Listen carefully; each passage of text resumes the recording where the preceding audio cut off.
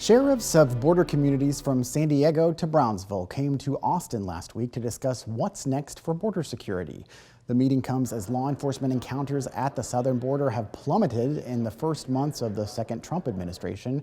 Capitol reporter Adam Schwager covered the meeting and found even with the heightened enforcement, some sheriffs still have concerns.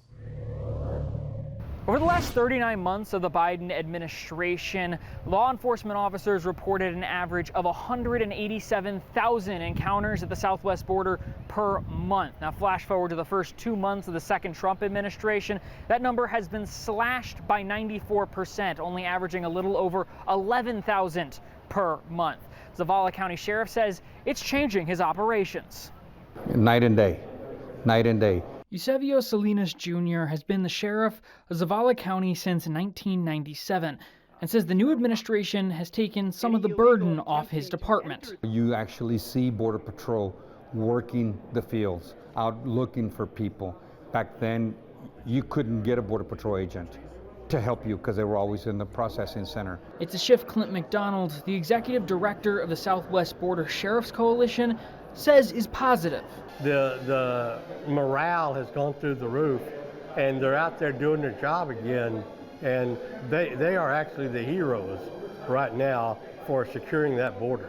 But solutions could create new problem for Salinas Jr.'s department if operations at the border are scaled back due to a lack of demand. I have 48 inmates at a processing center for the Valverde Center, and we've been told that it might close. This would cost my tax dollars to pay for these beds. And right now, the Texas legislature is proposing to automatically deny bail to undocumented residents accused of a felony.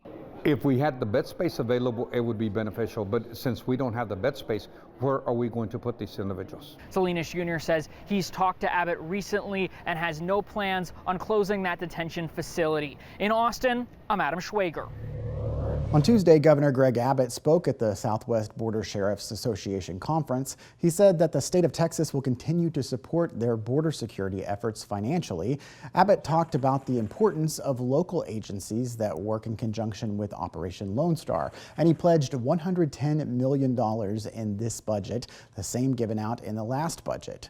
The governor then pivoted to his priority issue for the remainder of this legislative session, which is bail reform. To be clear, this is not a right or left issue. This is a common sense public safety issue. Fixing broken bail requires these three things. One, judges must automatically deny bail for violent crimes like murder, rape, and human trafficking unless there is clear and convincing evidence that the defendant will appear in court and not endanger the community. What this does from a lawyer standpoint, it shifts the default position from one of granting bail to one of denying bail unless that legal standard is met.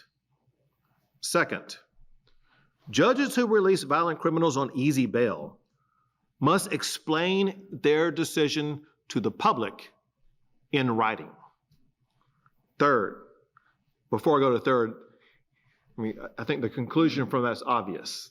It's going to expose to the public what they are doing in their bail decisions, and it's going to subject them to accountability for those deadly decisions that they're making.